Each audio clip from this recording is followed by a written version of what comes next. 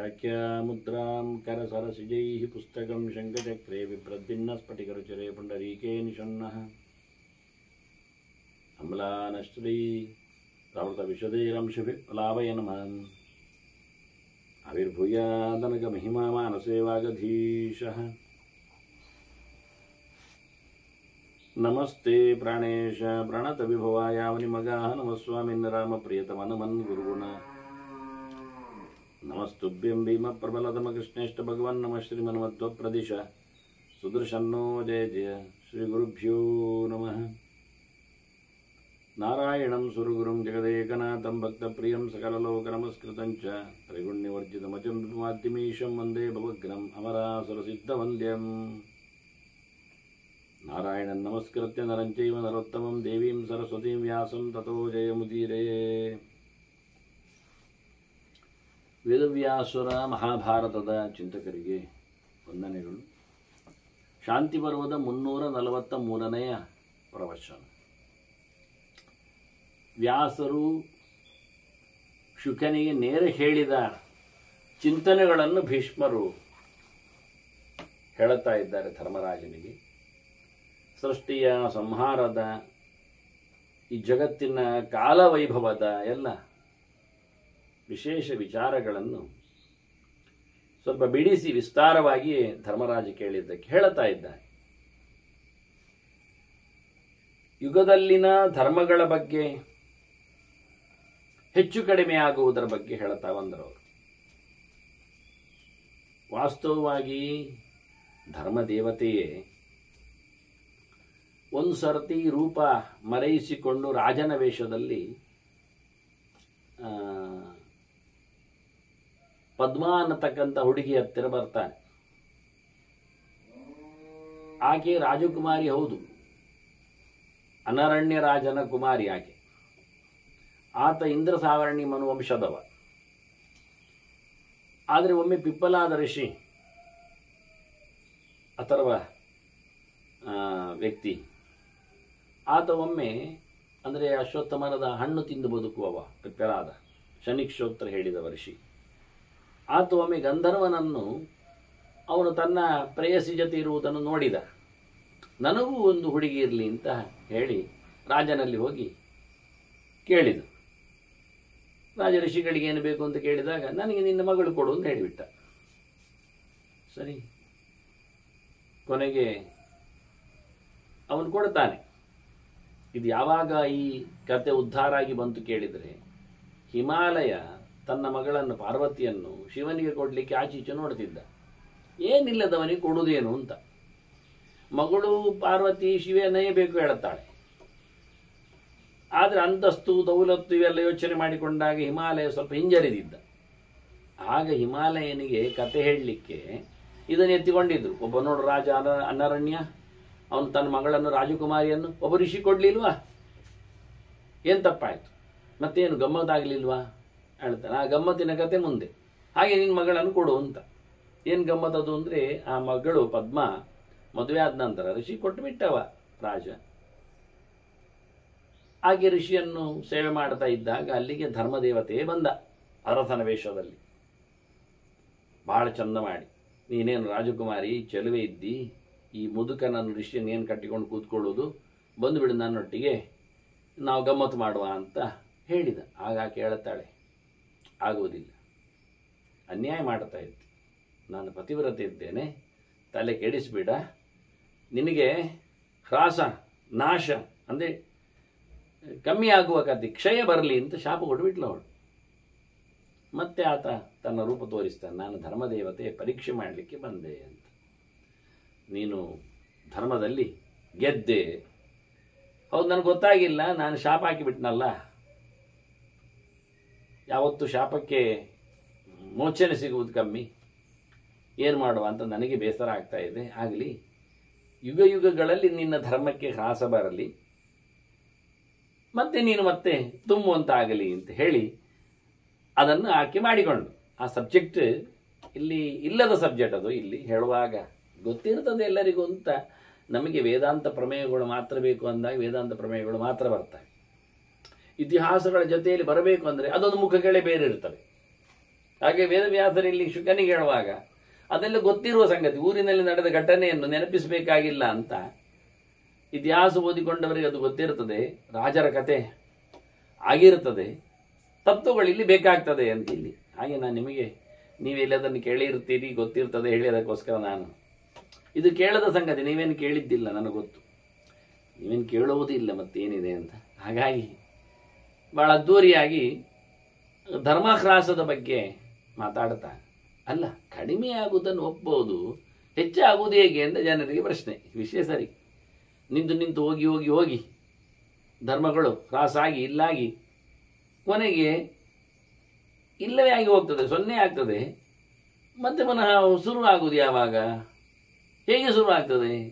Main ಮತ್ತೊಂದು ಯುಗ ಬಂದಾಗೇನು ಹೊಸತನ್ನು ತರ್ತಾರ, ಮುಂದುವರಿತದಲ್ಲ ಯುಗಗಳು. ಈಗ ಮೊನ್ನೆ ದ್ವಾಪರ ಮುಗಿಯಿತು, 5000 ವರ್ಷದ ಹಿಂದೆ ಭೀಷ್ಮಾದಿಗಳೆಲ್ಲ ಇದ್ದರು, ಘನಘೋರವಾದ ಹತ್ಯಾಕಾಂಡ ಯುದ್ಧ ಆಯಿತು, ಪಾಂಡವರು ಹೊರಟರು, ಸರಿ. ಮತ್ತೆ ಪರೀಕ್ಷಿತ ಇರಲಿಲ್ವಾ? ಅವನು ಕಲಿಯನ್ನು ನಿಗ್ರಹ ಮಾಡ್ಲಿಕ್ಕೆ ಹೋಗ್ಲಿಲ್ವಾ? ನನ್ನ ಯುಗ ಅಂತ ಬಂದಾಗ ಮುಂದೆ ಜನಮೇಜೆ ಬರಲಿಲ್ವಾ? ಮತ್ತೆ ಅವರ ಮಕ್ಕಳೆಲ್ಲ ಬರಲಿಲ್ವಾ? 2000 ವರ್ಷಗಳ ಕಾಲ ಪಾಂಡವರ ಸಂತಾನ ಇರಲಿಲ್ವಾ? ಅದು ಕಲಿಯುಗಲ್ಲ ಕಂಟಿನ್ಯೂ ಆದ್ದು. ಅಂದರೆ ಯುಗ ಯುಗಕ್ಕೆ ರಾಸ ಆಗಬೇಕು. 1000 ಯುಗಕ್ಕೊಮ್ಮೆ, ಒಂದು ಮನ್ವಂತರಗೊಮ್ಮೆ, ಪ್ರಳಯ ಆದಾಗ ಅಂತೆಲ್ಲ ಹೇಳಲಿಲ್ಲ. ಈ 1000 ಸರ್ತಿ ಯುಗಗಳು ಚಕ್ರಗಳು ತಿರುಗಿದಾಗ ಬ್ರಹ್ಮನಿಗೆ ದಿನ ಆಗೋದು. 71 ಸರ್ತಿ ತಿರುಗಿದಾಗ ಮನ್ವಂತರ ಚೇಂಜ್ ಆಗ್ತದೆ. ಇರಲಿ, ಮನ್ವಂತರಕ್ಕೆ ಏನಾದರೂ ಮಾಡುವ, ಮನು ಬಂದು ಹೇಳಿಕೊಡ್ತಾನೆ ಎಲ್ಲ ಮಾಡುವ. ಇಲ್ಲಿ ಎಲ್ಲಿ ಮನು ಬರ್ತಾನೆ? ಈಗ ಕಲಿಯುಗವನ್ನು ಶುರು ಆಯ್ತಲ್ಲ, ಯಾರು ಬಂದರು ಹೇಳಿಕೊಡ್ಲಿಕ್ಕೆ? ಅದರಲ್ಲಿ ಎಲ್ಲರೂ ಪಾಂಡವರೆಲ್ಲ ಕೃಷ್ಣ ಪ್ರಜ್ಞೆಯನ್ನು ಜಾಗೃತಗೊಳಿಸಿದ್ರಿಂದ ತಲೆ ಸರಿ ಇಲ್ಲದವರು ತಲೆ ಸರಿ ಮಾಡಿಕೊಂಡದ್ದಕ್ಕೆ ಬುದ್ಧವನ್ನು ಮೋಸ ಮಾಡಿ ಹೋದ, ತಪ್ಪಿಸಿದವರನ್ನು. ಹೀಗಾಗಿ ಧರ್ಮ ಹ್ರಾಸಾದದ್ದು ಊರ್ಜಿತ ಆಗುವುದು, ಊರ್ಜಿತ ಆದದ್ದು ಹ್ರಾಸ ಆಗುವುದು. ಹ್ರಾಸ ಆಗುವುದಕ್ಕೇನು ಸಮಸ್ಯೆ ಇಲ್ಲ, ಬಿಟ್ಟರೆ ಹ್ರಾಸ ಆಯಿತು. ಶುರು ಮಾಡುವುದು ಎಲ್ಲಿಂದ ಅಂತ ಗೊತ್ತಾಗಬೇಕಂತ. ಅದು ಒಂದು ಚಂದವಾದ ದೃಷ್ಟಾಂತ ವೇದವ್ಯಾಸರ. ಈ ಪ್ರಶ್ನೆ ನಾವೇ ಗಟ್ಟಿ ಮಾಡಿಕೊಂಡಾಗ ವ್ಯಾಸರ ಉತ್ತರ ಅರ್ಥ ಆಗ್ತದೆ. ಇಲ್ಲಿ ಶುಕಾಚಾರ್ಯರಿಗೆ ವ್ಯಾಸರ ಅರ್ಥ ಹೇಳುತ್ತಾರೆ. ನೋಡು, ಮಳೆ ಬರ್ತದ? ಬರ್ತದೆ. ಇಳೆಯಲ್ಲಿ ಏನಾಗ್ತದೆ? ಇಳೆಯಲ್ಲಿ ಬೆಳೀತದೆ. ಏನು ಬೆಳೀತದೆ? ಗಿಡ ಮರಗಳೆಲ್ಲ ಬೆಳೀತಾವಲ್ವ? ಹೌದು. ಪ್ರಾಣಿ ಪಕ್ಷಿಗಳೆಲ್ಲ ಹೆಚ್ಚಾಗುವುದಿಲ್ವ? ಆಗ್ತದೆ. ಕ್ರಿಮಿಕೀಟಗಳೆಲ್ಲ ಭಾರಿ ಭರ್ಜರಿ ಆಗ್ತದೆ. ಎಲ್ಲಿರ್ತಾವೋ ಏನೋ ಆ ಕಪ್ಪೆಗಳು ಒಂದು ಕೂಗಿಕೊಂಡು ಬರುವುದು ನೋಡಿ ಮಳೆ ಬಂದ ತಕ್ಷಣ, ಆಯಿತಾ?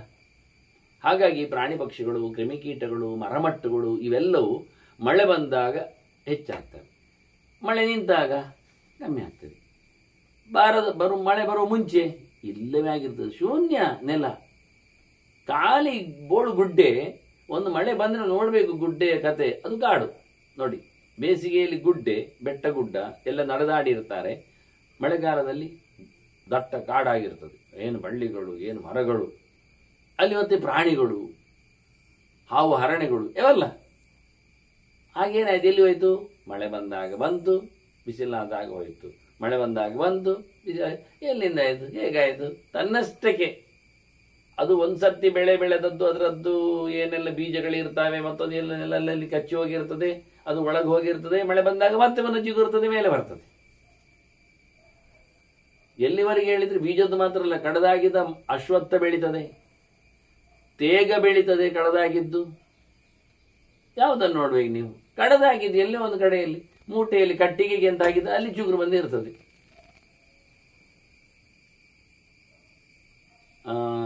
ಸಪ್ತಭರಣಿ ಬೆಳೀತದೆ, ಎಷ್ಟೆಲ್ಲ ಬೆಳೀತದೆ. ಕಮ್ಯುನಿಸ್ಟ್ ಹೇಳಬೇಕಾಗಿಲ್ಲ, ನೀವು ಎಂತ ಮಾಡಿದ್ರು ಬೆಳೀತದೆ, ಎಲ್ಲಿದ್ರು ರಾಶಿಗಟ್ಟ. ಹಾಗೆ ಯಥಾ ವಿಶ್ವಾನಿ ಭೂತಾನಿ ವೃಷ್ಟಿಯ ಭೂಯಾಂಸಿ ಪ್ರಾವೃಷಿ. ಮಳೆಗಾಲದಲ್ಲಿ ಮಳೆಯಿಂದಾಗಿ ಖಂಡಾಬಟ್ಟೆ ಜೀವಜಾತಗಳು ದೃಶ್ಯಂತೆ ಜಂಗಮಸ್ಥಾನಿ, ನಡೆದಾಡುವವುಗಳು, ನೆಲೆಗೊಂಡವುಗಳು.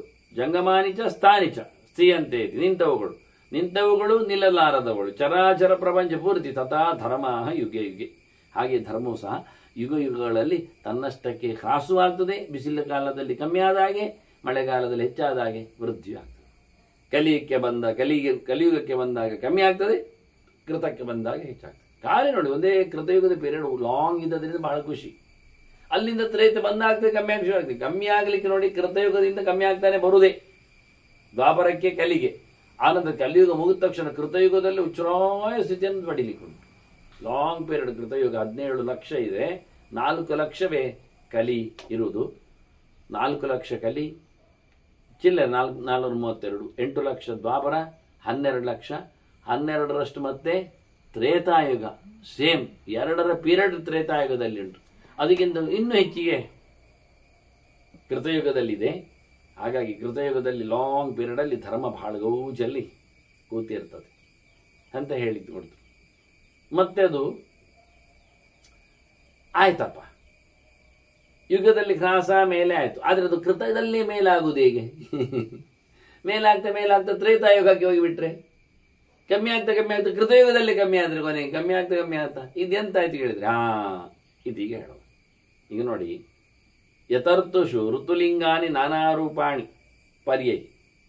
ಋತುಗಳಲ್ಲಿ ಹೂಗಳಾಗ್ತವೆ, ಕೆಲವು ಋತುಗಳಲ್ಲಿ ಹಣ್ಣುಗಳಾಗ್ತವೆ, ಕೆಲವು ಋತುಗಳಲ್ಲಿ ಚಿಗುರುಗಳು ಬರ್ತವೆ, ಕೆಲವು ಋತುಗಳಲ್ಲಿ ಬೋಳಾಗಿರ್ತದೆ. ಗ್ರೀಷ್ಮ ಋತುವಿನಲ್ಲೆಲ್ಲ ಹೇಗೆ?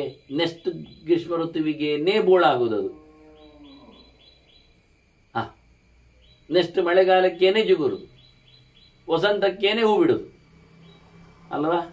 ಋತುಗೆ ಅನುಗುಣವಾಗಿಯೇ ನೆಕ್ಸ್ಟ್ ಟೈಮಲ್ಲಿ ಬದಲಾವಣೆ ಆಗುವುದಿಲ್ಲ. ಆದ್ದರಿಂದ ಕೃತಯುಗಕ್ಕೇನೆ ಪೂರ್ಣ ಧರ್ಮ, ಕಲಿಯುಗಕ್ಕೇನೆ ಕಾಲಧರ್ಮ. ಒಂದು ದೃಷ್ಟಾಂತಗಳಿಂದ ಅವರು ಈ ಹ್ರಾಸ ವೃತ್ತಿಯನ್ನು, ಅಂದರೆ ಭಗವಂತನ ಸೃಷ್ಟಿಯಲ್ಲಿ ಒಂದು ನೈರಂತರ್ಯವನ್ನು, ಹೀಗೆಯೇ ಅದನ್ನು ಒಂದು ಸರ್ತಿ ಆದದ್ದು ಋತುವಿನಲ್ಲಿ ನಾವು ಕಂಡುಬಿಟ್ಟರೆ ಅದರ ಹಾಗೆ ಅದರ ಪರ್ಯಾಯ ಇನ್ನೊಂದು ಸುತ್ತಿನಲ್ಲಿ ಹಾಗೆ ಆಗುದು, ಮತ್ತೆ ಸುತ್ತಿನಲ್ಲಿ ಬದಲಾವಣೆ ಇಲ್ಲ.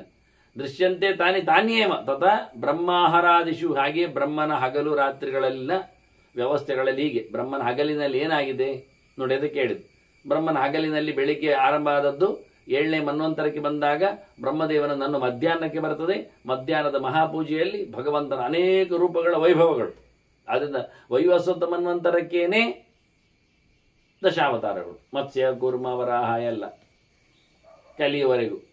ನಡುವಿನಲ್ಲಿರತಕ್ಕಂಥ ಧನ್ವಂತರಿ ಮೋಹಿನಿ ಇವರೆಲ್ಲರೂ ಸೇರಿಕೊಂಡು, ವೇದವ್ಯಾಸರೆಲ್ಲ ಸೇರಿಕೊಂಡು, ಮತ್ತೆ ಆಚೆಗೆ ಇಲ್ಲಿ ಈಚೆಗೆ 6 ಮನ್ವಂತರಗಳು ಕಳೆದಿವೆ, ಅಲ್ಲಿ ಯಾರು ಬರಲೇ ಇಲ್ಲ. ಬಂದಿದ್ದರು ಒಂದಿಬ್ಬರು ಬಂದು ಹೋಗಿದ್ದಾರೆ ಅಷ್ಟೇ ಇಲ್ಲಿ ಬಂದವರು. ಮುಂದಿನ ಮನ್ವಂತರದಲ್ಲಿ ಇಲ್ಲವೇ ಇಲ್ಲ ಯಾರು ಸಹ. ಋತುಗಳಿದ್ದಾವೆ, ಮಳೆಗಾಲದಲ್ಲಿ, ವಸಂತದಲ್ಲಿ, ಶರದೃತುವಿನಲ್ಲಿ, ಶಿಶಿರದಲ್ಲಿ ಎಲ್ಲ ಮರಮಟ್ಟುಗಳಲ್ಲೆಲ್ಲ ಹಣ್ಣು ಇರ್ತದೆ, ಚಿಗುರು ಇರ್ತದೆ, ಎಲೆ ಇರ್ತದೆ, ಹೂ ಇರ್ತದೆ, ಕಾಯಿ ಇರ್ತದೆ, ಹಸಿರಿರ್ತದೆ. ಗ್ರೀಷ್ಮ ಋತುವಿನಲ್ಲಿ ಬ್ರೌನ್ ಇರ್ತದೆ, ಬೋಲ್ಡ್ ಇರ್ತದೆ, ಎಲೆ ಕಾಯಿ ಮರ ಅದು ಯಾವುದು ಇರುವುದಿಲ್ಲ, ಹಣ್ಣೆಲ್ಲ. ಹಾಗೆ ಕಲಿಯುಗದಲ್ಲಿ 0 ಇರ್ತದೆ. ತದ್ವತ್ತಾಗಿ ಅದರ ಚಿಂತನೆಯನ್ನು ಅವರು ಕೊಟ್ಟು ಬಿಟ್ಟರು. ಹೀಗೆ ನಿನಗೆ ನಾನು ಕಾಲದ ಬಗ್ಗೆ ಹೇಳಿದ್ದೇನೆ ಅಂತ ವ್ಯಾಸರು ಶುಕನಿಗೆ ಹೇಳುತ್ತಾನೆ, ಮಗನಿಗೆ. ವಿಹಿತಂ ಕಾಲ ನಾನಾತ್ವಂ ಅನಾದಿ ನಿಧಾಂತತ. ಅದು ಎಂಡ್ಲೆಸ್, ಅದು ಆರಂಭವೂ ಇಲ್ಲ, ಅದರದ್ದು ಕಡೆಯೂ ಇಲ್ಲ. ಆ ರೀತಿಯಾಗಿರತಕ್ಕಂಥ ಭಗವಂತನ ಕಾಲಧರ್ಮಗಳ ಬಗ್ಗೆ ನಿನಗೆ ಅನೇಕ ಪ್ರಕಾರದಲ್ಲಿ, ಅಂದರೆ ಅನೇಕ ಕಾಲಗಳು ಅಂದರೆ ಮನುಷ್ಯರ ಕಾಲ ಬೇರೆ 24 ಗಂಟೆದ್ದು, ಅದೇ 30 ಮುಹೂರ್ತಗಳದ್ದೆಲ್ಲ ಹೇಳಿತ್ತು. ಪಿತೃಗಳ ಕಾಲ ಬೇರೆ, ಅದು ತಿಂಗಳಿನದ್ದು. ದೇವತೆಗಳ ಕಾಲ ಬೇರೆ, ಅದು ವರ್ಷದ್ದು. ಹೀಗೆ ಕಾಲಗಳ ನಾನಾತ್ವ ಹೇಗೆ ಕೇಳಿದರೆ ಹೀಗೆ ಇಂಥದ್ದು ಬಹಳ ಮಟ್ಟಿನಲ್ಲಿ ನಿನಗೆ ಕಾಲದ ವೆರೈಟಿ, ಅದು ನಿತ್ಯವಾಗಿರತಕ್ಕ ವ್ಯವಸ್ಥೆ. ಕೀರ್ತಿತಂ ಯತ್ ಪುರಸ್ತಾತ್ತೆ ತತ್ಸೂತೆ ಚ ಅತ್ತಿ ಚ ಪ್ರಜಾ. ಹಾಗೆ ಆ ಕಾಲನಾಗಿ ನಿಂತವನೇ ಭಗವಂತ. ಅವನೇ ಇಡೀ ಜಗತ್ತನ್ನು ಒಂದು ಕಾಲದಲ್ಲಿ ಸೃಷ್ಟಿ ಮಾಡ್ತಾನೆ, ಒಂದು ಕಾಲದಲ್ಲಿ ನುಂಗಿ ಹಾಕ್ತಾನೆ. ಅದನ್ನು ಸಂಹಾರ ಕಾಲ ಅಂತ ಕರಿತೇವೆ, ಇನ್ನೊಂದನ್ನು ಸೃಷ್ಟಿಕಾಲ ಅಂತ ಹೇಳ್ತೇವೆ. ಹಾಗೆ ಜಗತ್ತನ್ನು ನೋಡಿಕೊಳ್ತಾನೆ ಅವನು. ಅದು ಉಂಟು. ದದಾತಿ ಭವನಸ್ಥಾನ, ಎಲ್ಲರಿಗೂ ದೇಶ ಕೊಡ್ತಾನೆ, ಇರ್ಲಿಕ್ಕೆ ಬಿಡ್ತಾನೆ. ಅದು ಅವನ ಪಾಲನೆಯ ಧರ್ಮ ಆಗ್ತದೆ. ಭೂತಾನಾಂ ಸಂಯಮೋ ಯಮಃ, ಎಲ್ಲ ಜೀವಜಾತಗಳ ನಿಯಂತ್ರಕ ಅವನೇ, ಅಂದರೆ ನಿಯಾಮಕ ಅವನಾಯಿತು. ಸಂಹಾರ ಕೆಲವರದ್ದಾದರೆ ಅದು ಕೆಲವರಿಗೆ ಮೋಕ್ಷ ಆಗಿರ್ತದೆ. ಸೃಷ್ಟಿಯಲ್ಲಿ ಕೆಲವರದ್ದು ಬಂಧನ ಆರಂಭ ಆಗ್ತದೆ. ಹಾಗಾಗಿ ಎಲ್ಲವನ್ನು ಸೃಷ್ಟಿ, ಸ್ಥಿತಿ, ಸಂಹಾರ, ನಿಯಮನ, ಬಂಧ, ಮೋಕ್ಷ, ಅದಕ್ಕೆ ಕಾರಣವಾದಂಥ ಜ್ಞಾನಪ್ರದತ್ವ, ಅಜ್ಞಾನದ ನಾಶನ, ಇವನ್ನೆಲ್ಲ ಬಹಳ ಚಂದವಾಗಿ ನಾನು ನಿನಗೆ ಹೇಳಿದ್ದೇನೆ. ಎಲ್ಲವೂ ಭಗವಂತನ ವಿಶೇಷವಾದ ವೈಭವ.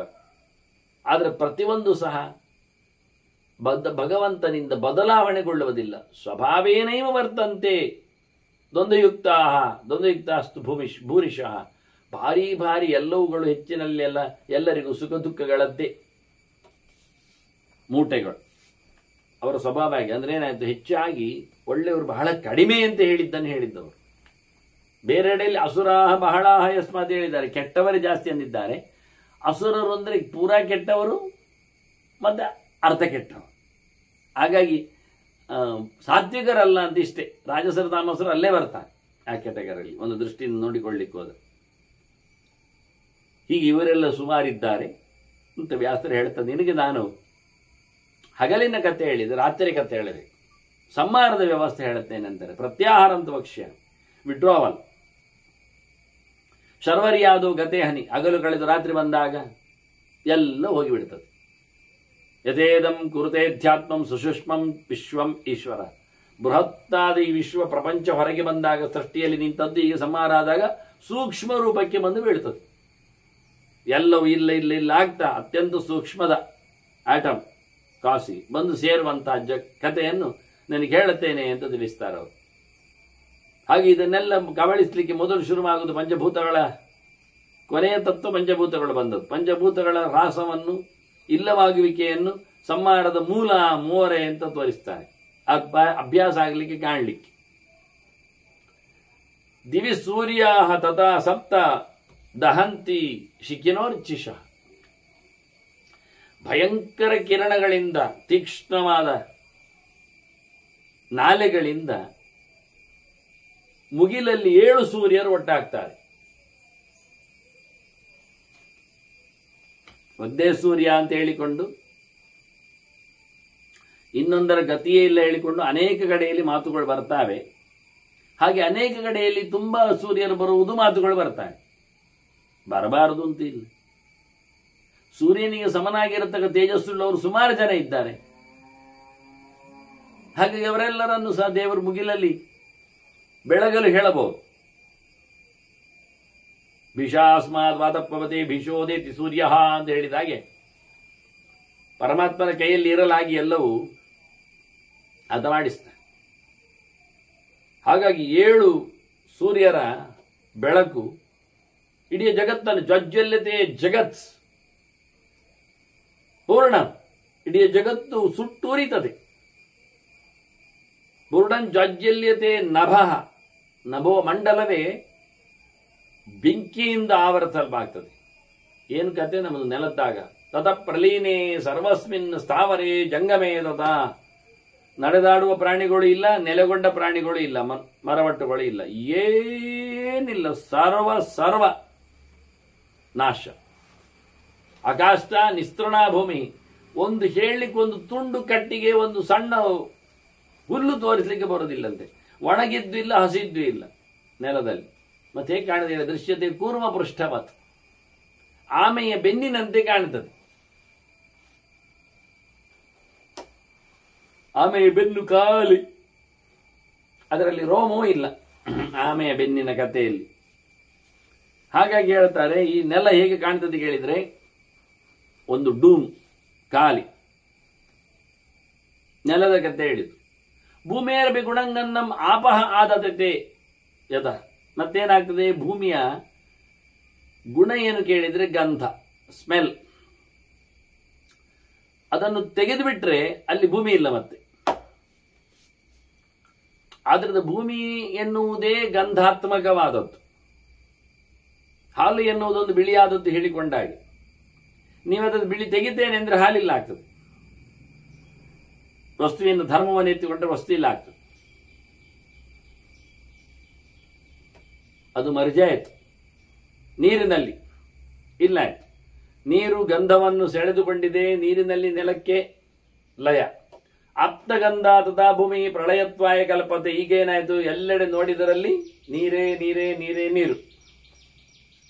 ಸುಮ್ಮನಿಲ್ಲದು. ಆಪಸ್ತತ್ರ ಪ್ರತಿಷ್ಠಾಂತೆ ಊರ್ಮಿಮತ್ಯ. ಮಹಾಸ್ವನ ಒಂದು ಬೊಬ್ಬೆ ಹೊಡಿತದೆ ನೀರು. ಎಲ್ಲೆಂದರಲ್ಲಿ ನುಗ್ಗುವುದು, ಹಾರುವುದು, ಬೀಳುವುದು. ಭಾರಿ ಭಾರಿ ತೆರೆ ಅದರಲ್ಲಿ ಇದ್ದಾಗೆ ನೋಡಿ. ಸಮುದ್ರ ಅಲ್ಲಾಡದೆ ತೆರೆಯಲ್ಲಿಂದ ಕೇಳ್ತಾರೆ. ಹೋಗುವುದಾದ್ರೆ ಹಾರ್ಲಿ ಅಪ್ಪ, ಸಮುದ್ರ ಹಾರುವುದು ಎಲ್ಲಿಗೆ ಕೇಳ್ತಾರೆ ಅವರು. ಅದೇ ನೀರಿನ ಲಕ್ಷಣ.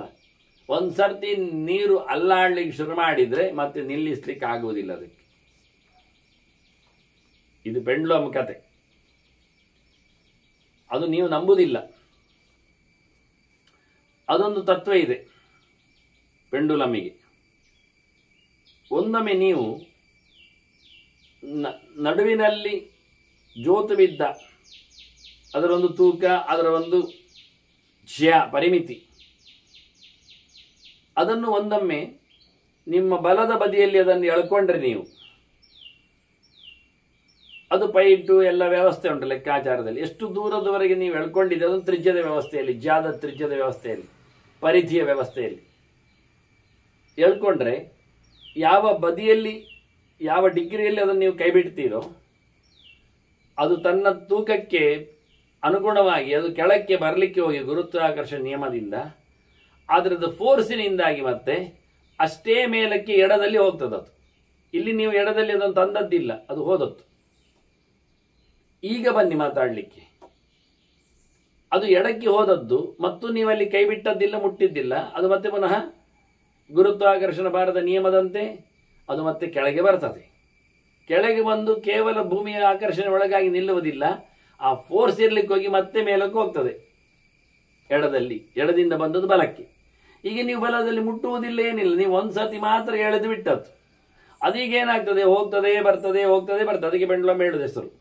ಅದನ್ನು ನೀವು ನೋಡಲೇಬೇಕು ಅಂತಾದರೆ ಗೋಡೆ ಗಡಿಯಾರದಲ್ಲಿ ನೋಡು. ಗೋಡೆ ಗಡಿಯಾರದಲ್ಲಿನ ಲೋಲಕ್, ಇದನ್ನು ಅನೇಕ ಕೆಲಸಗಳಲ್ಲಿ ನಾವು ಮ್ಯಾಗ್ನೆಟಿಕ್ ಫೋರ್ಸಲ್ಲಿ ಇದೆಲ್ಲ ಕೆಲಸ ಮಾಡಿಸ್ತೇವೆ.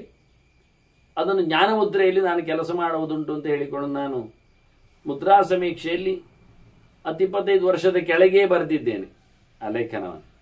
ಈ ಪೆಂಡ್ಲಮ್ ಇಟ್ಕೊಂಡೆ, ತತ್ವವನ್ನು ಇಟ್ಕೊಂಡೆ. ಆದರೆ ನಮ್ಮ ಕೈಲಿರತಕ್ಕಂಥ ಗುಂಡು ಪೆಂಡುಲಮ್, ಲೋಲಕ, ಅದು ಯಾಕೆ ನಿಲ್ತದೆ ಒಂದು ಸಮಯದಲ್ಲಿ? ಯಾಕೆ ನಿಲ್ಲಬೇಕದು? ಹಾಗಾಗಿ ನಿಲ್ಲದಂತೆ ಅದರ ಒಂದು ಫೋರ್ಸಿನ ವ್ಯವಸ್ಥೆ ಉಂಟು, ಅದರ ಭಾರಕ್ಕೆ ಮತ್ತು ಅದರ ಡಿಗ್ರಿಗೆ. ಅದನ್ನು ನಾವು ಕಲಿತಿಲ್ಲ ಇವತ್ತಿನವರೆಗೆ. ಆದರೆ ಮೆಷಿನರಿ ಮಾಡೋದ್ರಲ್ಲಿ, ಗೋಡೆ ಗಡಿಯಾರದಲ್ಲಿ ಅದು ನಿಲ್ಲುವುದಿಲ್ಲ. ಅದು ಅದರ ವ್ಯಾಪ್ತಿಯನ್ನು ಯಾವತ್ತು ಪಡಿತಾ ಇದೆ. ಅದಕ್ಕೆ ನೀವು ಕೀ ಕೊಟ್ಟಿರ್ತೀರಿ, ಅದಕ್ಕೊಂದು ಚಕ್ರ ಒಳಗೆ ಇರ್ತದೆ, ಅದಕ್ಕೆ ನೀವು ಶೆಲ್ಲಿನ ಅಂಶವನ್ನು ಸಂಬಂಧಪಡಿಸ್ತೀರಿ. ಹಾಗಾಗಿ ಅದು ಮೆಷಿನರಿ ಆಗ್ಲಿಕ್ಕೆ ಹೋಗಿ ಅದಕ್ಕೆ ಸೋಲು ಕಾಣುವುದಿಲ್ಲ. ಇಲ್ಲಿ ಹಾಗಲ್ಲ. ಆದರೆ ಇದು ತತ್ವ ಆಗಬೇಕಾಗ್ತು. ಆದ್ರಿಂದ ಸಮುದ್ರದಲ್ಲಿನ ತತ್ವ ಏನು ಕೇಳಿದರೆ, ಈ ಲೋಲಕದ ತತ್ವ, ಲೋಲಕ್, ಆ ಪ್ರಕಾರದಲ್ಲಿ ಅದು ಅಲುಗಾಡಿಗೆ ಶುರು ಮಾಡಿದ್ದು ನಿಲ್ಲಿಸುವುದಿಲ್ಲ. ಅದು ಮೊದಲ ಅಲುಗಾಡಿ ಎಲ್ಲಿಂದ ಬಂತು ಅಂತ ಕೇಳಬಹುದು ನೀವು. ಅದು ನೀರೆಲ್ಲ ಒಟ್ಟು ಸೇರಿದಾಗ ಆಗುವುದು. ಆಗ್ತಾ ಇತ್ತು, ಬಂದಾಗಲೇ ಅಲ್ಲಿ ಆಯಿತು. ಆದರೆ ನಿಜವಾಗಿ ಅದು ಕೂರ್ಮ ಶ್ವಾಸ ಬಿಟ್ಟದ್ದು ಅಂತ ಹೇಳ್ತಾರೆ. ಅಡಿಯಲ್ಲಿ ಕೂತ ಕೂರ್ಮ ಭಗವಂತ ಒಮ್ಮೆ ಶ್ವಾಸವನ್ನು ಬಿಟ್ಟಂತೆ. ಹಾಗಾಗಿ ಜಲನಿದೇಹಿ ನದ್ಯಾಪಿ ವಿಶ್ರಾಮ್ಯತಿ ಯಾತಾಯಾತ ಮದಂದ್ರಿತ, ಅದರ ಕೂರ್ಮದ ಒಂದು ಉಸಿರಿನ ಹೊಡೆತಕ್ಕೆ ಇವತ್ತಿನವರೆಗೂ ಸಮುದ್ರ ನಿಲ್ಲಲಿಕ್ಕೆ ಆಗಲಿಲ್ಲ ಅಂತ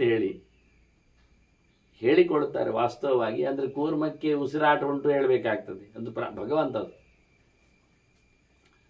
ಅದೆಲ್ಲ ಸೃಷ್ಟಿಯ ರಹಸ್ಯಗಳು. ಸೂರ್ಯೋದಯದಂತೆ ಸೂರ್ಯಾಸ್ತದಂತೆ ಭಗವಂತನ ನಿಯಂತ್ರಣಕ್ಕೊಳಗಾದಂತಹ ಈ ಸಮುದ್ರ ಆವತ್ತು ನೀರಿನ ರಾಶಿ ಎಲ್ಲೆಂದರಲ್ಲಿ ಆಗಲಿಕ್ಕೆ ಹೋಗಿ ನೆಲವನ್ನೆಲ್ಲ ಕಬಳಿಸಿ ಗಂಧವನ್ನೆಲ್ಲ ತಿಂದು ತೇಗಿ ಬಹಳ ಜೋರಾದ ಸದ್ದು ಮಾಡ್ತದೆ. ಸರ್ವಮೇಮೇದ ಮಾಪೂರ್ಯ ತಿಷ್ಟಂತಿಚ ಚರಂತಿಚ, ಎಲ್ಲೆಡೆ ತುಂಬಿದೆ, ತಿರುಗಿದೆ. ಗಮ್ಮತ್. ನೀರು ಹೋಗುವುದೆಲ್ಲಿ ಕೇಳಿದ್ರೆ ಅದು ಇನ್ನೊಂದು ಕಡೆ ಹೋಗುದು, ಅಲ್ಲಿಂದ ಈಚೆ ಬರ್ತದೆ. ನೀರನ್ನು ನೀವು ನೋಡ್ಬೇಕು ಎಲ್ಲಿ ಹೋಯ್ತು ಅಂತ. ನದಿಯಲ್ಲಿ ಆದ್ರೂ ಹೋಯ್ತೆ ಅಲ್ಲ ಬಿಡಿ, ಸಮುದ್ರದವರೆಗೆ. ಸಮುದ್ರದಲ್ಲಿ ನೀರೆಲ್ಲಿ ಹೋಗ್ತದೆ? ಆಚಿಂದ ಒಂದು ನೋಡಿ ಸಮುದ್ರ ದಡಕ್ಕೆ ಅಪ್ಪಳಿಸ್ತದೆ, ಮತ್ತೆ ವಾಪಸ್ ಅಲ್ಲಿಗೆ ಹೋಗ್ತದೆ. ಹಾರಿ ಬರುವುದು, ಅಲ್ಲಿಯೇ ಸೇರುವುದು. ಅದೊಂದು ಔಚಿತ್ಯ, ಅದೊಂದು ಗಮ್ಮತ್ತು. ಹೀಗೆ ಆಪಸ್ತದ ಆತ್ಮಗುಣ ಜ್ಯೋತಿಷಿ ಉಪರಮಂತಿ ವೈ.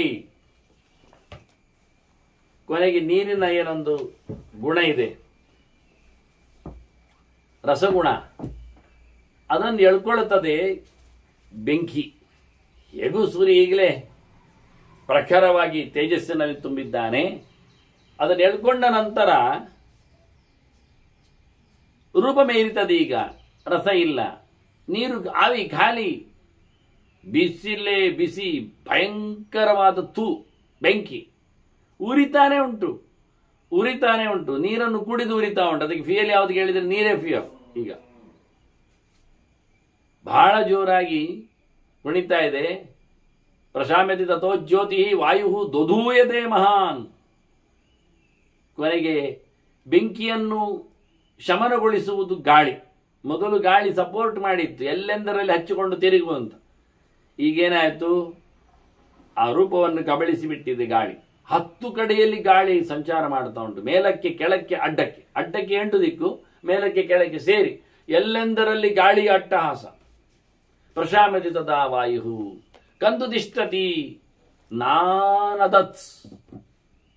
ಒಂದೊಂದು ಗುಣಗಳು ಹೋದದ್ದು ನೋಡಿ. ಗಂಧ ಹೋಯಿತು, ಅದರ ನಂತರದಲ್ಲಿ ರಸ ಹೋಯಿತು, ರೂಪ ಹೋಯಿತು, ಈಗ ಸ್ಪರ್ಶ ಹೋಯಿತು. ಅದನ್ನು ಹೇಳ್ಕೊಂಡ ನಂತರ ಗಾಳಿ ಎಲ್ಲವನ್ನು ನುಂಗಿ 5 ಗುಣಗಳಲ್ಲಿ ಖಾಲಿ ಶಬ್ದದಲ್ಲಿ ಉಂಟೀಗ. ಆಕಾಶಕ್ಕೆ ಬಂದಾಗ ಸ ವಾಯು ಕಂದು ತಿಷ್ಠತಿ ನಾನದತ್ ಆಕಾಶಸ್ಯ ಗುಣಂ ಶಬ್ದಂ ಅವ್ಯಕ್ತಾತ್ಮಕಂ ಮನಃ ಆದತ್ತೆ. ಅಭಿವ್ಯಕ್ತಾತ್ಮಕಂ ಮನಃ, ಮನಸ್ಸು ಅಭಿವ್ಯಕ್ತವಾದದ್ದು. ಮನಸ್ಸು ಏನು ಮಾಡ್ತದೆ, ಆಕಾಶದ ಗುಣವನ್ನು, ಶಬ್ದವನ್ನು ನುಂಗಿ ಹಾಕ್ತದೆ. ಈಗ ಸೈಲೆಂಟ್, ಈಗ ಮನಸ್ಸು ಉಳಿದದ್ದನ್ನು ಹಿಡಿದುಬಿಟ್ಟಿದೆ. ಎಲ್ಲವೂ ಸಹ ಗ್ರಸತೆ ಚ ಯದಾಸೋಪಿ ಶಾಮ್ಯತಿ ಪ್ರತಿಸಂಚರೆ ತದಾತ್ಮ ಗುಣಂ ಆವಿಶ್ಯ ಮನೋಗ್ರಸತಿ ಚಂದ್ರಮಾ. ಆ ಮನಸ್ಸಿನ ಗುಣ ಏನಿದೆ ಅದನ್ನು ಸಹ ಮತ್ತೆ ನುಂಗಿ ಹಾಕಿಕೊಂಡು ಮನೋಭಿಮಾನಿಯಾಗಿರತಕ್ಕಂಥ ಚಂದ್ರನ ಮೇಲಿತಾನೀಗ. ಅದನ್ನು ಇಷ್ಟರವರೆ ಹೇಳಿ ಚಂದ್ರನಿಂದ ಕೆಳಗಿನವರದ್ದು ಲಯವನ್ನು ಹೇಳಿತ್ತು. ಇನ್ನು ಮುಂದಕ್ಕೆ ಚಂದ್ರನನ್ನಿಟ್ಟುಕೊಂಡು ಲಯ ಆಗುವ ಹಾಗೆ ಚಿಂತನೆ ಮಾಡಲಿಕ್ಕೆ. ತಂತು ಕಾಲೇನ ಮಹತಾ ಸಂಕಲ್ಪ ಕುರುತೆ ವಶಿ. ಮನಸ್ಸಿನಲ್ಲಿ ಸಂಕಲ್ಪ ಇಕ್ಕ ದೇವತೆ ಇದ್ದಾನೆ. ಸಂಕಲ್ಪದ ದೇವತೆ ಅದನ್ನು ಕಬಳಿಸ್ತಾನೆ, ಮನಸ್ಸಿನನ್ನು ಮುದುಡಿಸಿಬಿಡ್ತಾನೆ. ಅಲ್ಲಿಂದ ಚಿತ್ತಂಗ್ರಸತಿ ಸಂಕಲ್ಪ ಒಂದದ್ದು ಚಿತ್ತದಿಂದ, ಆದ್ರಿಂದ ಚಿತ್ತ ಸಂಕಲ್ಪವನ್ನು ನುಂಗಿ ಆಗ್ತದೆ. ಚಿತ್ತದ ದೇವತೆ ಸಂಕಲ್ಪವನ್ನು ಕಬಳಿಸ್ತಾನೆ. ತಚ್ಚ ಜ್ಞಾನಂ ಅನುತ್ತಮಂ. ಅದೇ ವಿಶೇಷವಾಗಿರತಕ್ಕಂಥ ಜ್ಞಾನ ಹೇಳತಕ್ಕದ್ದು ಚಿತ್ತ. ಜ್ಞಾನವು ಮನಸ್ಸಿನ ಸಂಕಲ್ಪವನ್ನು, ಮನಸ್ಸನ್ನು ಕುಡಿದ ಸಂಕಲ್ಪವನ್ನು ಕಬಳಿಸ್ತದೆ, ಇಲ್ಲ ಮಾಡ್ತದೆ, ಲಯ ಆಗ್ತದೆ. ಕಾಲೋಗಿರತಿ ವಿಜ್ಞಾನಂ. ಆ ಜ್ಞಾನವನ್ನು ಮತ್ತೆ ಕಾಲ ಖಾಲಿ ಮಾಡ್ತದೆ. ಕಾಲಂ ಬಲಮಿತಿ ಶ್ರುತಿ. ನಿಜವಾಗಿ ಬಲವನ್ನು ಕಾಲಕ್ಕೆ ಬಲ ಅಂತ ಹೆಸರು, ಬಲಕ್ಕೆ ಕಾಲ ಅಂತ ಹೆಸರು. ಬೇಕಾದ್ರೆ ಆ ಕಾಲವನ್ನು ಸಹ ಕಬಳಿಸುವಂತೆ ಮಾಡಲಿ. ಬಲ ಅಂದರೆ ಶಕ್ತಿಯಿಂದ ಅರ್ಥ ಮಾಡಿದರೆ, ಆ ಶಕ್ತಿಯನ್ನು ಬಲಂಕಾಲ ಗ್ರಸತಿತು ಅಂತ ಶಕ್ತಿಯನ್ನು ಸಹ ಕಾಲನು ಅಂದರೆ ಭಗವಂತ. ಇಲ್ಲಿ ಯಮಕಾಲ ಮನುಷ್ಯಾಣಂ ತಸ್ಯ ಕಾಲ ಸುದರ್ಶನ ಅಂತ ಕಾಲ ಶಬ್ದವನ್ನು ಅನೇಕ ಪ್ರಕಾರದಲ್ಲಿ ದುಡಿಸ್ತಾರೆ. ಮನುಷ್ಯರಿಗೆ ಕಾಲ ಅಂದರೆ ಯಮ ಮಾತ್ರ ಪರಿಚಯ, ಅದು ದೇವತೆಗೆ ಕಾಲ ಅಂದರೆ ಯಮ ಅಲ್ಲ, ಅವನು ರುದ್ರ ಪರಿಚಯ ಆಗ್ತಾನೆ. ಇನ್ನು ಮುಂದಕ್ಕೆ ಹೋದರೆ ಪ್ರಾಣನು ಕಾಲನಾಗ್ತಾನೆ. ಹಾಗೆ ಒಂದಕ್ಕೆ ಹಂತಗಳಲ್ಲಿ ಇಲ್ಲಿ ಕಾಲವನ್ನು ಉಲ್ಲೇಖ ಮಾಡುತ್ತಾ ಕೊನೆಯ ಕಾಲನಾಗಿ ಭಗವಂತ ಇದ್ದಾನೆ. ಇಡೀ ಜಗತ್ತನ್ನು ಕಬಳಿಸುವ ಶಕ್ತಿಯಾಗಿ ಲಕ್ಷ್ಮಿ ಬಂದರೆ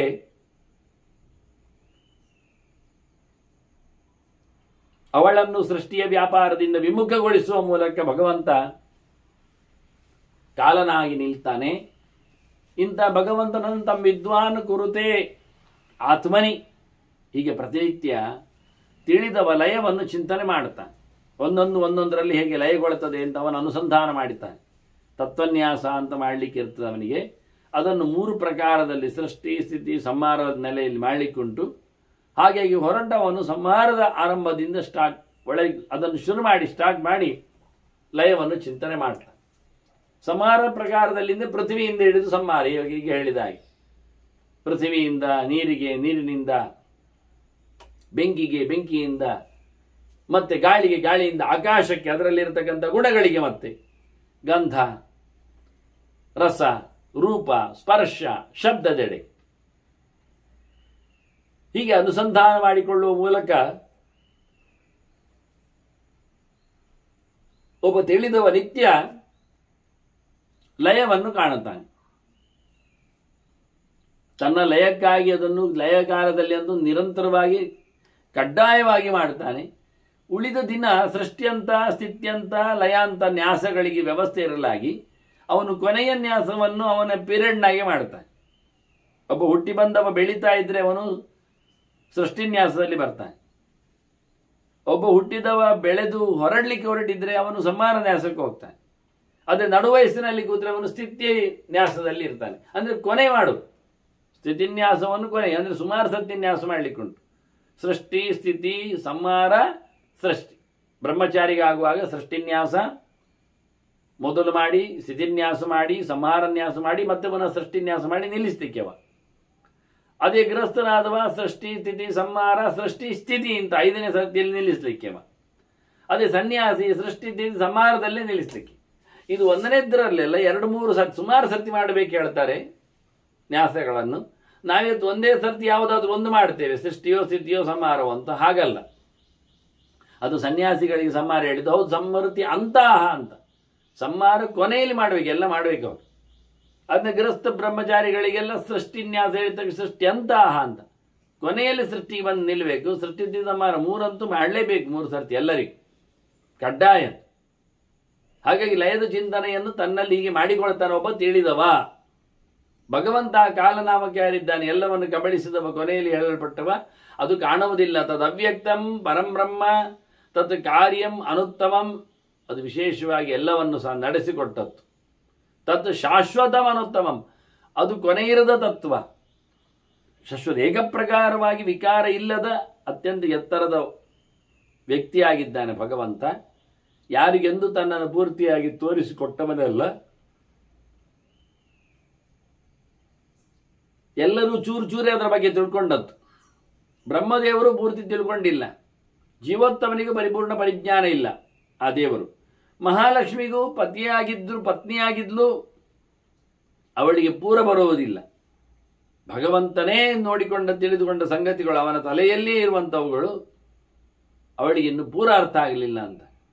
ಹಾಗೆ ಇವತ್ತಿನವರೆಗೂ ಅವಳು ಬೆರಗಾಗಿ ಭಗವಂತನ ವಿಶೇಷ ಗುಣಚಿಂತನೆಗಳನ್ನು ಮತ್ತೆ ಮತ್ತೆ ಮಾಡ್ತಾನೇ ಇದ್ದಾಳೆ ಅಂತ.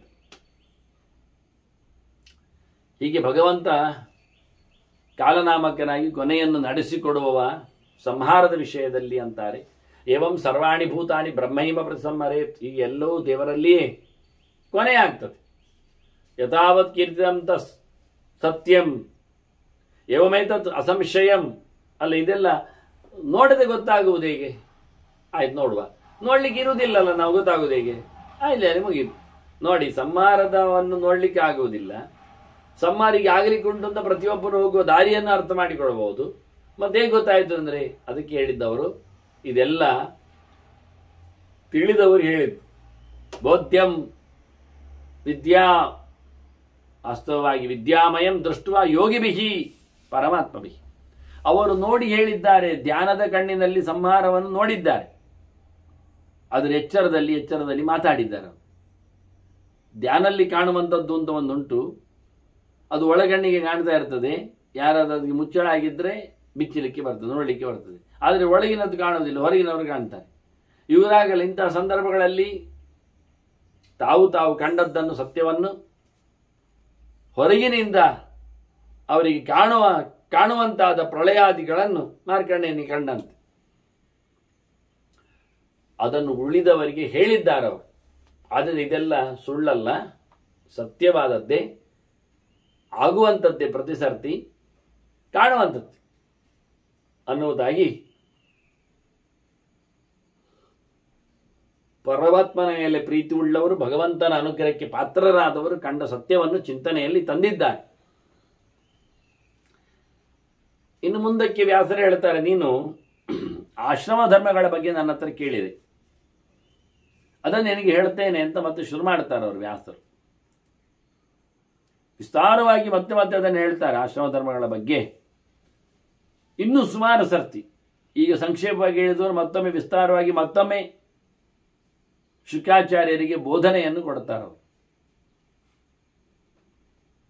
ಕಲಿಬೇಕು, ಮುಖ್ಯವಾಗಿ ವೇದಗಳ ಅಧ್ಯಯನ ಆಗಬೇಕು. ಮತ್ತೆ ವಿಶೇಷವಾಗಿ ಅವನು ಮುಂದುವರಿಲಿಕ್ಕೆ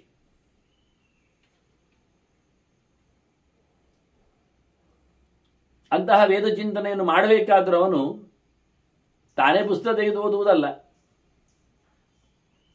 ವ್ಯಾಖ್ಯಾನಕಾರಿದ್ದಾರೆ ನೋಡ್ತೇನೆ, ಅದೆಲ್ಲಲ್ಲ. ಅದಕ್ಕೆ ಒಂದು ಪರಂಪರೆ ಬೇಕು, ಗುರುಗಳು ಬೇಕು, ಅವರ ಸೇವೆಯಿಂದ ಪಡಿಬೇಕು. ಆದಿತ್ಯ ವೇದಾನ್ ಅಖಿಲಾನ್ ಗುರು ಶುಶ್ರೂಷಣೇ ರತಃ ಗುರುಣಾಂ ಅನೃಣೋ ಭೂತ್ವ ಸಮಾವರ್ತೇತ ಯಜ್ಞಮಿತ್.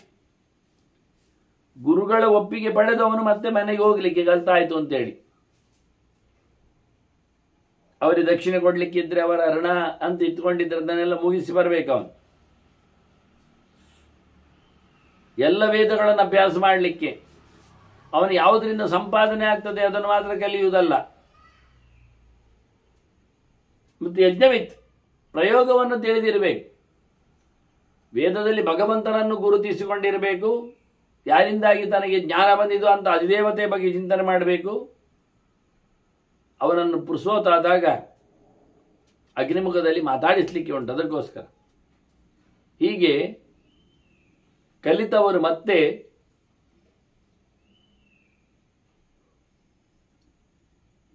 ಮದುವೆಗೆ ಸಿದ್ಧನಾಗಬಹುದು ಅಂತಾರೆ. ಕಲಿಯದೆ ಅಲ್ಲ, ಗುರುಗಳನ್ನು ಕೇಳದೆ ಕಲೀಲಿಕ್ಕಾಗುವುದಿಲ್ಲ, ಕಲಿಯದೆ ಮದುವೆ ಮಾಡಿಕೊಳ್ಳಿಕ್ಕೆ ಬರುವುದಿಲ್ಲ. ಹೀಗೆ ಅವನು ಆಚಾರ್ಯೇಣ ಭ್ಯನುಜ್ಞಾತಃ ಚತುರ್ಣಾಮೇಕಮುತ್ತಮಂ ಚತುರ್ಣಾಮೇಕಮಾಶ್ರಮಂ ಅವಿಮೋಕ್ಷಾತ್ ಶರೀರಸ್ಯ ಸ್ವಹ ಅವಧಿಷ್ಠೇತಿ ತಾವಿತಿ. ಗುರುಗಳತ್ರ ಕೇಳಿ ಅವನು 4 ಆಶ್ರಮದಲ್ಲಿ ಯಾವುದನ್ನಾದರೂ ಆಯ್ಕೆ ಮಾಡಬಹುದು. ಕಲಿತ ಬಳಿಕ ಅವನು ಭಗವಂತನೆಡೆಗೆ ಸಾಗುವವನಾಗಿ ಬ್ರಹ್ಮಚರ್ಯದಲ್ಲಿ ಅಖಂಡವಾಗಿ ಇರಬಹುದು. ಎಲ್ಲಿಯಾದರೂ ಅಲ್ಲೇ ಇರಬೇಕು ಅಂತಲ್ಲ. ಅವನು ಮದುವೆ ಹಾಕೊಂಡು ಗೃಹಸ್ಥನಾಗಿ ಎಲ್ಲಿಯೂ ಇರಬಹುದು, ಅಲ್ಲೇ ಅಲ್ಲ ಎಲ್ಲಿಯೋ. ಅವನು ಕಾಡಿಗೂ ಹೋಗ್ಬೋದು, ಆಗಲೇ ಎದ್ದುಕೊಂಡು ಅವನು ಸನ್ಯಾಸಿ ಆಗ್ಬೋದು. ಅವನು ಯಾವುದರ ಮೇಲೆ ಭರವಸೆ ಇದೆ, ಇಷ್ಟ ಇದೆ, ಆ ಕೂಡಲೇ ಕಲಿತ ಬಳಿಕ ಅವನದನ್ನು ಆಗುವುದೇ, ಆಗಲಿಕ್ಕೆ ಬರ್ತದೆ ಅಂತಾರೆ ಮುಖ್ಯವಾಗಿ. ಹೀಗೆ ಆಶ್ರಮವನ್ನು ಪಡೆದವನು ಸಾಯುವವರೆಗೆ ಅದನ್ನು ಗಟ್ಟಿ ಮಾಡಿಕೊಳ್ಬೇಕು. ಬಿಟ್ಟು ಹೋಗ್ಲಿಕ್ಕಿಲ್ಲ, ಬಿಟ್ಟು ಬರುವುದಲ್ಲ ಅವನು. ಆ ರೀತಿಯಾಗಿ ತನ್ನ ವಿಶೇಷವಾದಂತಹ ಅಧ್ಯಯನದಿಂದಾಗಿ ಅವನು ಆಶ್ರಮ ಧರ್ಮಗಳನ್ನು ಚಾಚೂ ತಪ್ಪದೆ ಪರಿಪಾಲನೆ ಮಾಡಿಕೊಂಡು ಬರಬೇಕು. ಅವನು ಗೃಹಸ್ಥಸ್ತ್ವೇಷ ಧರ್ಮಾಣಾಂ ಸರ್ವೇಷಾಂ ಮೂಲ ಮುಚ್ಯತೆ. ವ್ಯಾಸರೇ ಹೇಳ್ತಾರೆ, 4 ಆಶ್ರಮಗಳಲ್ಲಿ ಶ್ರೇಷ್ಠ ಯಾವುದು, ಎಲ್ಲಕ್ಕೂ ಮೂಲ ಯಾವುದು, ಯೋಗ್ಯ ಯಾವುದು ಕೇಳಿದರೆ ಗೃಹಸ್ಥಸ್ತ್ವೇಷ ಧರ್ಮಾಣಾಂ ಅಂತಾರೆ. ಎಲ್ಲ ಧರ್ಮಗಳ ಸಮುದಾಯ, ಎಲ್ಲ ಧರ್ಮಗಳ ಏನೊಂದು ಸೇರುವಿಕೆ, ಸಂಗಮ ಕ್ಷೇತ್ರ ಅದು ಗೃಹಸ್ಥನಲ್ಲಿ. ಅದನ್ನ ಗೃಹಸ್ಥ ಧರ್ಮ ಅತ್ಯಂತ ಪ್ರಶಸ್ತವಾದದ್ದು, ಎಲ್ಲ ಧರ್ಮಗಳಿಗೂ ಮೂಲ ಅನಿಸಿಕೊಂಡಿದೆ, ಎಲ್ಲ ಆಶ್ರಮಗಳಿಗೂ ಅದು ಶಿಖರಪ್ರಾಯವಾಗಿದೆ ಅಂತಾನೆ. ಯಾಕೆ ಕೇಳಿದರೆ ಪಕ್ವ ಕಷಾಯೋ ಹಿ ದಾಂತ ಸರ್ವತ್ರ ಸಿದ್ಧ್ಯತಿ. ಗೃಹಸ್ಥನಾಗಿ ಬಿಟ್ಟರೆ ಅವನಿಗೆ ಒಳ್ಳೆ ರೀತಿಯಾದಂತಹ ಸಿದ್ಧಿ ಆಗ್ತದೆ ಅಂದರು. ಯಾವುದರ ಸಿದ್ಧಿ ಆಗ್ತದೆ? ಅವನಿಗೆ ಒಳ್ಳೆ ಸರಿಯಾಗಿ ಅವನಿಗೆ ಎಲ್ಲರೂ ಪಾಠ ಮಾಡ್ತಾರೆ, ಇನ್ನಷ್ಟು ಸಿದ್ಧಿ ಆಗ್ತದೆ. ಯಾವುದರ ಪಾಠ? ಒಳ್ಳೆ ಜಜ್ಜಿ ಇಡ್ತಾರೆ ಅವರನ್ನು. ಸಮ ತಪ್ಪುಗಳಲ್ಲೆಲ್ಲ ಅವರನ್ನು ತಿದ್ದುತ್ತಾ, ಅವನನ್ನು ಎಳೀತಾ, ತೋರಿಸಿಕೊಡ್ತಾ ಅವನಿಗೆ ಸಮಾಜ ಒಳ್ಳೆ ರೀತಿಯಲ್ಲಿ ರುಬ್ಬಿರ್ತದೆ. ಹಾಗಾಗಿ ಒಳ್ಳೆ ಪೇಸ್ಟ್ ಆಗ್ತಾನವ, ಚೆನ್ನಾಗಿ ಒಳ್ಳೆ ಪಕ್ವನಾಗ್ತಾನೆ, ಬೆಂದಿರುತ್ತಾನೆ, ಅರೆಬರೆ ಅಲ್ಲ. ಹಾಗಾಗಿ ಅವನಿಗೆ ಎಲ್ಲ ಅವನಲ್ಲಿರತಕ್ಕ ಕಷಾಯ ಅದು ಹೋಗಿಬಿಡ್ತದೆ. ಕಶ್ಮಲಗಳು ವಾಸನೆಗಳೆಲ್ಲ ಹೋಗಿರ್ತವೆ. ಗೃಹಸ್ಥನಾದರೆ ಒಳ್ಳೆ ಅವನು ಅದರಲ್ಲಿ ಒದ್ದಾಡಲಿಕ್ಕೆ ಉಂಟು, ಮೇಲೆ ಬರಬೇಕಾದ್ರೆ ಸುಮಾರು ಕೈಕಾಲು ಅಲ್ಲಾಡಿಸ್ಲಿಕ್ಕೆ ಉಂಟು. ಅಂದ್ರೆ ಗೃಹಸ್ಥ ಧರ್ಮ ಶ್ರೇಷ್ಠ ಯಾಕೆಂದ್ರೆ ಒಳ್ಳೆ ಪಾಠ ಆಗ್ತದೆ, ಅಲ್ಲಿ ಒಳ್ಳೆ ಪಕ್ವನ ಆಗ್ತಾನೆ, ಒಳ್ಳೆ ಪರೀಕ್ಷೆ ಇರ್ತದೆ. ಯಾವುದಕ್ಕೆ ಹೇಳಿದ್ರೆ ದಾಂತಹ ಅಂತಾರೆ, ಮೊದಲಿಗೆ ನಿಗ್ರಹ ಬರ್ತದೆ ಅವನಿಗೆ. ಎಲ್ಲರೂ ಊಟ ಕರೀತಾರೆ, ತಿಂತಾನೆ, ಕೊನೆಗೆ ಹೊಟ್ಟೆ ಹಾಳಾಗ್ತದೆ, ಮತ್ತೆ ಇನ್ನು ಬೇಡ ಅಂತ ಕಾಣ್ತದೆ. ಎಲ್ಲರೂ ಸಭೆ ಸಮಾರಂಭಕ್ಕೆಲ್ಲ ಕರೀತಾರೆ, ಕಲಿತು ಬಂದವನಲ್ಲ, ಏನಾದರೂ ಹೊಸ ವಿಷಯ ಹೇಳು ಅಂತ ಹೇಳ್ತಾರೆ, ಹೇಳಲಿಕ್ಕೆ ಶುರು ಮಾಡುತ್ತಾನೆ, ಕೇಳುವವರು ಕಮ್ಮಿ ಆಗ್ತಾರೆ, ಇವನಿಗೆ ಸುಮ್ಮನೆ ತೀಟೆ ಅಂತಾರೆ, ಹೇಳು ಜಾಸ್ತಿ ಆಯ್ತು ಅಂತಾರೆ, ಕಲ್ಲು ಬಿಸಾಡ್ತಾರೆ, ಪೆಟ್ಟು ತಿಂತಾನೆ. ಮತ್ತೆ ಹೇಳಲಿಕ್ಕೆ ಶುರು ಮಾಡಿದಾಗ ಸಾಕುಮಾರ ಹೇಳ್ತಾರೆ, ಬೇರೆ ಹೇಳ್ತಾರೆ. ಕೊನೆಗೆ ಇವನು ಹೇಳುವಾಗ ಯಾರು ಇರುವುದಿಲ್ಲ ಆಗ್ತದೆ, ಮತ್ತೆ ಇವನನ್ನು ಕಾಯಿಸಿ ಹೇಳಿಸ್ತಾರೆ. ಸಭೆ ಅಂತ ಕರೀತಾರೆ, ಬೇಗ ಬರಬೇಕು ಹೇಳ್ತಾರೆ, ಮತ್ತೆ ಜನ ಆಗಲಿಲ್ಲ ಅಂತ ಕಾಯಿಸ್ತಾರೆ, ಮತ್ತೆ ಪುನಃ ಶುರು ಮಾಡುವಾಗ ಕಮ್ಮಿ ಸಾಕು ಅಂತಾರೆ. ಕೊನೆಗೆ ಪೂಜೆ ಮುಗಿದು ಹೇಳಿ ಅಂತ ರಾತ್ರಿಗೆ ಒರೆಸ್ತಾರೆ, ಸಂಜೆ ಬರಲಿಕ್ಕೆ ಹೇಳಿ ರಾತ್ರಿಗೆ ಒರೆಸ್ತಾರೆ. ಮತ್ತೆ ಯಾರಿದ್ದಾರೆ ಕೇಳಿದರೆ ನಾವೇ ಬಾಗಿಲು ಹಾಕುವವರೆಲ್ಲ ಇಲ್ಲೇ ಇದ್ದೇವೆ, ಕೆಲವರೆಲ್ಲ ಬೆಳಿಗ್ಗೆ ಇಲ್ಲೇ ಎದ್ದು ಹೋಗುವವರು ಶಾಲೆಗೆ, ಅವರಿಗೆ ಮನೆ ಮಠ ಮಂದಿರ ಇಲ್ಲ, ಅದಕ್ಕೆ ಇಲ್ಲೇ ಇರ್ತಾರೆ, ಅಲ್ಲೇ ಅವರಿದ್ದಾರೆ. ಅವ್ರು ಎಲ್ಲಿರ್ತಾರೆ ಕೇಳಿದ್ರೆ ಅವರವರ ಕೋಣೆಯಲ್ಲೇ ಇರ್ತಾರೆ. ಅವರಿಗೆ ನಾಳೆಯ ತಯಾರಿ ಇರ್ತದೆ. ಕೆಲವೊಮ್ಮೆ ಏನದು ತಯಾರಿ ಕೇಳಿದ್ರೆ ಹಾಸೆ ಬಿಚ್ಚಿ ಮಲಗಿ ಬಿಡುದು, ನಾಳೆಗೆ ತಯಾರಿ ಅಂತ. ನನ್ನ ತಯಾರಿಯಲ್ಲಿ ಸೇರಿದೆ, ಅವರಿಗೆ ಕೊಟ್ಟ ರೂಲ್ಸು ರೆಗ್ಯುಲೇಷನ್ಸ್ ಪಟ್ಟಿಯಲ್ಲಿ ಅದು ಸೇರಿದೆ. 10 ಗಂಟೆ ನಂತರ ಕೋಣೆಯ ದೀಪವನ್ನು ಆರಿಸುವುದು, ಚಾಪೆಯನ್ನು ಬಿಡಿಸಿ ಮಲಗುವುದು ಹೇಳಿ, ಶವಾಸನವನ್ನು ನಡೆಸುವುದು, ಮತ್ತೆ ಬೆಳಿಗ್ಗೆ ಕುಕ್ಕುಟಾಸನ, ಕೋಳಿ ಕೂಗ್ತದಲ್ಲಿ ಹೇಳುವುದಾಗ ಹೀಗೆ ಅವ್ರು ಹೇಳಿಬಿಡ್ತಾರೆ. ಅದೇನಂತೆ ಗೃಹಸ್ಥಾಶ್ರಮಿಗೆ ಕಾದು ಸುಣ್ಣನಾಗ್ತಾನವ. ಪ್ರತಿಯೊಂದು ಕಡೆಯಲ್ಲಿ ಅವನಿಗೆ ನಿಗ್ರಹದ ಪಾಠ ಆಗ್ತದೆ. ಹಾಗೆ ದಾಂತಹ ಮಾತಾಡುವಾಗಿಲ್ಲ, ಒಳ್ಳೆ ದಮನ ನಿಗ್ರಹ, ಅವನಿಗೆ ಸೆಲ್ಫ್ ಅದು ಸಿಗ್ತದೆ. ಗೃಹಸ್ಥನಲ್ಲಿ ಆಗುವ ಮಕ್ಕಳು ಕಿವಿಡಿತಾರೆ, ತಂದೆ ತಾಯಿಗಳು ಹೊಡಿತಾರೆ, ಹೆಂಡತಿಯಾದವರು ನಿಂದೆ ಮಾಡ್ತಾರೆ, ಗಂಡನಾದವನು ಬೊಗಳಿಕೊಳ್ಳುತ್ತಾನೆ, ಅತ್ತೆ ಮಾವಂದಿರು ಜುಟ್ಟಿಡಿತಾರೆ, ಮೊಮ್ಮಕ್ಕಳು ಸಹ ಕಾಲಿಗಡ್ಡ ಬರ್ತಾವೆ. ಇನ್ನು ದೊಡ್ಡಪ್ಪ ಚಿಕ್ಕಪ್ಪ ನಾದಿನಿ ಮೈದುನ ಇವರೆಲ್ಲ ಇದ್ರೆ ಹೇಳುವುದೇ ಬೇಕಾಗಿಲ್ಲ, ಅವರು ಚೆನ್ನಾಗಿ ನಾದುತ್ತಾರೆ. ಸಿಕ್ಕಿದ್ರಲ್ಲೆಲ್ಲ ಅವರು ಬಹಳ ಒಳ್ಳೆಯ ರೀತಿಯಲ್ಲಿ ಪ್ರಯೋಗಗಳನ್ನು ಮಾಡುತ್ತಾರೆ. ಎಷ್ಟು ಚೆನ್ನಾಗಿ ಹೇಳ್ತಾನೆ ವ್ಯಾಸರು ನೋಡಿ. ಗಾರಸ್ಥಿ ಎನ್ನುವುದು ಬಹಳ ಎಲ್ಲದಕ್ಕೂ ಮೂಲದಲ್ಲಿ ಇದು ಒಂದು ಮೂಲವೇ. ಯಾಕೆಂದ್ರೆ ಒಳ್ಳೆ ಶುದ್ಧನಾಗ್ತಾನೆ, ಪರ್ಫೆಕ್ಟ್ ಆಗ್ತಾನೆ. ಅಪ್ಪಿತಪ್ಪಿಯೂ ಮತ್ತೆ ಗೃಹಸ್ಥನಾಗಬೇಕು ಅಂತ ಅವನು ಇಷ್ಟಪಡುವುದೇ ಇಲ್ಲ. ಮತ್ತೆ ಸಾಕು ಮಾರಾಯ ಅಂತಾನೆ, ಮಾರಾಯ ಮಾತ್ರ ಅಲ್ಲ ಮಾರಾಯ್ತಿಯು ಅಂತಾನೆ. ಹಾಗಾಗಿ ಯಾವುದೇ ಜಾತಿಯವನಿರಲಿ ಗೃಹಸ್ಥನಾಗಿ ಬಂದ ನಂತರ ಒಳ್ಳೆ ಅವನಿಗೆ ಅದರಲ್ಲಿ ಎಕ್ಸ್ಪೀರಿಯನ್ಸ್ ಆಗಬಾರದೆಲ್ಲ ಅನುಭವಗಳ ರಾಶಿಯಲ್ಲಿ ಆಗಿಬಿಡ್ತದೆ. ಹಾಗೆ ಬಹಳ ಜನ ಎತ್ತರ ಪಕ್ವಕಷಾಯೋ ಹಿದಂತಹ ಸರ್ವತ್ರ ಸಿದ್ಧತೆ, ಅವನಿಗೆ ಎಲ್ಲದರ ಸಿದ್ಧಿ ಆಗ್ತದೆ ಅಂತ. ಬಿದ್ದಲ್ಲಿ ನಿದ್ದೆ ಬರುವಂಥ ಸಿದ್ಧಿ ಬರ್ತದೆ ಅವನಿಗೆ. ಯಾಕೆ ಕೆಲವೊಮ್ಮೆ ದೂಡ್ತಾರೆ ಅವನು, ಇಲ್ಲಿ ಮಲಗುದು ಬೇಡ, ಹೊರಗೆ ಹೋಗಿ ಅಲ್ಲಿ ಚಾವಡಿಯಲ್ಲಿ ಬೀದುವ ಅಂತ. ನಾವು ಮಾಡಲೇಬೇಕು. ಹಾಗೆ ಮಕ್ಕಳದ್ದು ಕಾರ್ಬಾರು ಶುರುವಾಗತ್ತೆ. ದೊಣ್ಣೆ ತೋರಿಸಿ ಅವನಿಂದ ಸಹಿ ತಗೊಳ್ತಾರೆ ಹಕ್ಕುಪತ್ರಗಳಿಗೆಲ್ಲ, ಆಸ್ತಿ ಪತ್ರಗಳಿಗೆಲ್ಲ. ದೇವರನ್ನು ಹೊರಗೆ ಕಳಿಸಿದಾಗೆ ಇವರೆಲ್ಲ ದೇವರಲ್ವ, ಮಾತ್ರ ದೇವೋಭವ ಪಿತೃದೇವೋಭವ ಅಲ್ಲ, ಅವರನ್ನೆಲ್ಲ ಕಳಿಸ್ತಾರ. ಅವರು ಮೆರವಣಿಗೆ ಮಾಡಿ 4 ದಿನದ ಪೂಜೆ, ಗಣಪತಿ ಬಪ್ಪ ಮೌರ್ಯ ಅಂತ ಹೇಳಿಕೊಂಡು ಮತ್ತೆ ನೀರಿಗೆ ವೃದ್ಧಾಶ್ರಮಕ್ಕೆ ಆಗಿಬಿಡ್ತಾರೆ. ಇವನಿಂದಾಗಿ ಗೃಹಸ್ಥನಲ್ಲಿ ಸಾಧನೆ ಎಷ್ಟಾಗಿದೆ ಕೇಳಿದ್ರೆ ಇದವನ ಮುಂದೆ ಆಗುವುದೇ ಆಯ್ತಲ್ಲ. ಪ್ರಜಾವಾನ್ ಶ್ರೋತ್ರಿಯ ಯಜ್ವ ಮುಕ್ತ ಏವ ರಣೈಹಿತಭಿಹಿ. ಹುಟ್ಟಿದವ 3 ರಣದಿಂದ ಬಿದ್ದು ಸಾಯ್ತಾನೆ. ಕಲೀಲಿಕ್ಕೆ ಹೋಗಿ ಋಷಿಋಣ ಅಂಟುತ್ತದೆ, ಬದುಕಲಿಕ್ಕೆ ಹೋಗಿ ದೇವಋಣ ಇಂದ್ರಿಯಗಳಿಗಾಗಿ ಬರ್ತದೆ. ಇದರೊಟ್ಟಿನಲ್ಲಿ ಅವನು ಪಿತೃಋಣದಿಂದ ಹುಟ್ಟಿ ಬಂದದ್ರಿಂದ ಪಿತೃಋಣದಿಂದ ಬಂಧಿತನಾಗ್ತಾನೆ. ಅದಕ್ಕೋಸ್ಕರ ಪಿತೃಋಣ ಪರಿಹಾರಕ್ಕೆ ಮಕ್ಕಳನ್ನು ಪಡಿಬೇಕು, ಋಷಿಗಳ ಋಣ ಪರಿಹಾರಕ್ಕೆ ಕಲಿತದ್ದನ್ನು ಹೇಳಿಕೊಡಬೇಕು. ಇನ್ನು ಉಳಿದದ್ದರ ಋಣ ಪರಿಹಾರದಲ್ಲಿ, ದೇವತೆಗಳ ಋಣ ಪರಿಹಾರದಲ್ಲಿ ಅವನು ಯಜ್ಞಯಾಗವನ್ನು ಮಾಡಿ ದೇವತೆಗಳನ್ನು ಸಂಭ್ರಮಿಸಿಕೊಂಡು ತನ್ನ ದೇಹವನ್ನು ಗಟ್ಟಿ ಮಾಡಿಕೊಡಬೇಕು.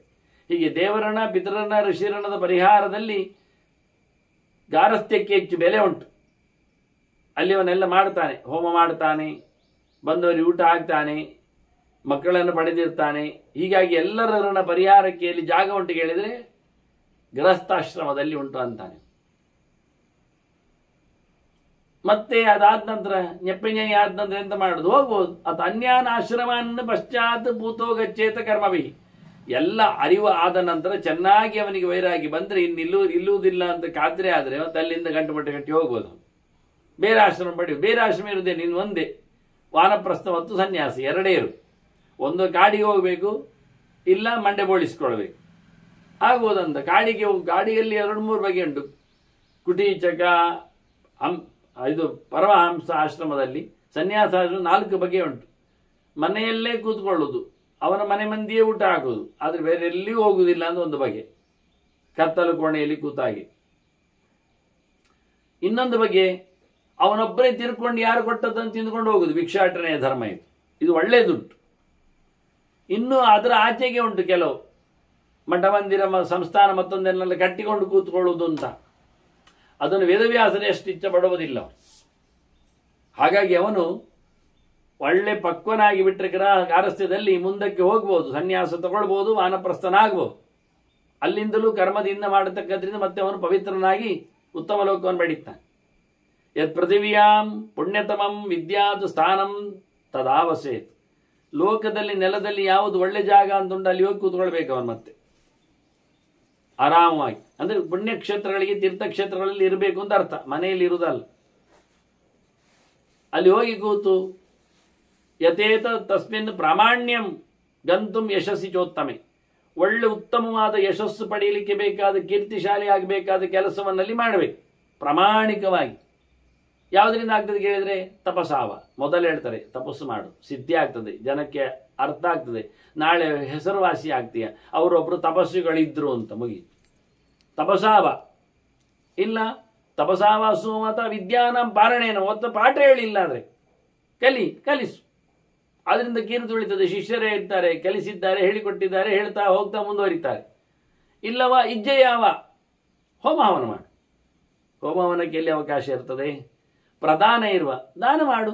ದಾನಕ್ಕೆ ಎಲ್ಲಿ ಸೊತ್ತುಂಟು ನೋಡಿ. ಕೀರ್ತಿ ಬರಬೇಕಾದ್ರೆ ಇಷ್ಟೇ ಇರುವುದು. 5 ಜಾಗ 4 ಜಾಗ ಇದು ಕೊಟ್ಟರು. ತಪಸಾವ ಸುಮಹತ ವಿದ್ಯಾನಾಂ ಪಾರಣೇನವ ಇಜ್ಜೆಯಾವ ಪ್ರದಾನ ಇರುವ 4. ಯಜ್ಞ, ದಾನ, ತಪಸ್ಸು. ಆ ತಪಸ್ಸಿನಲ್ಲಿ 2 ಮುಖ, ಕಲಿಕೆ ಒಂದು, ಮತ್ತೊಂದು ಶಾರೀರಿಕವಾದದ್ದು, ಹೊರಗಿನ ಒಳಗಿನ. ಹೀಗೆ 4 ವಿಷಯವನ್ನು ಉಲ್ಲೇಖ ಮಾಡಿ ಯಜ್ಞದಾನ ತಪಕರ್ಮ. ಇದನ್ನು ನಿಜವಾಗಿ ಮಾಡಲಿಕ್ಕೆ ಹೀಗೆ ಮಾಡಿದರೆ ಅವನಿಗೆ ವಿಪ್ರಾಣ ವರ್ಧತೆ, ಯಶಸ್ಸು ಬೆಳೀತದೆ. ಯಶಸ್ಸು ಬೆಳೆದರೆ ಏನು ಲಾಭ? ವಿದ್ಯಾ ವಿಪ್ರಾಣ ವರ್ಧತೆ ಯಶಃ, ಕೀರ್ತಿ ಬೆಳೀತದೆ. ಯಾವದು ಅಸ್ಯ ಭವೇತ್ ಕೀರ್ತಿ ಲೋಕೇಸ್ಮಿನ್ ಯಶಸ್ಕರಿ.